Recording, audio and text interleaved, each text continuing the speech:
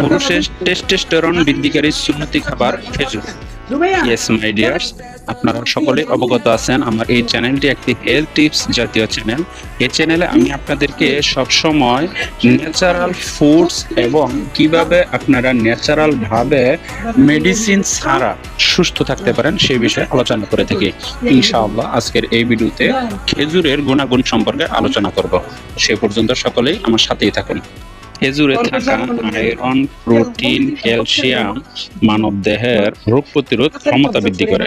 খেজুরে ক্ষুধা কমিয়ে এরকম ওজন কমাতে সাহায্য করে। খেজুর খেলে ক্যান্সারের ঝুঁকি কমে, রাত কানার রোগ কম হয়।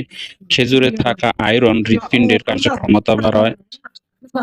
খেজুর খেলে দ্রুত ক্লান্তি দূর হয় এবং শক্তি বাড়ে। খেজুর খেলে হাড় মজবুত হয়, হজম শক্তি বৃদ্ধি হয়, রক্ত স্বল্পতা দূর হয়, হার্টের স্বাস্থ্য ভালো থাকে, রোগ প্রতিরোধ ক্ষমতা বাড়ায়, ত্বকের উজ্জ্বলতা ও মসৃণ রাখতে সাহায্য করে। দাঁত ও দাঁতের জন্য খুবই উপকারী এই খেজুর। রক্তচাপ নিয়ন্ত্রণেও সাহায্য করে। তাছাড়া খেজুর গর্ভাবস্থায় শেষ সপ্তাহে অর্থাৎ ৩৬ সপ্তাহের পর প্রতিদিন ৪ থেকে ৬টি খেজুর খেলে ইনশাআল্লাহ প্রসব দ্রুত ও সহজ হওয়ার সম্ভাবনা থাকে। দৃষ্টিশক্তি বৃদ্ধি করে, গ্লুকোজের অভাব দূর করে। শুরুতেই বলেছি খেজুর খেলে আপনার প্রতিদিন ২ থেকে ৩টি খেজুর খেলেই যথেষ্ট।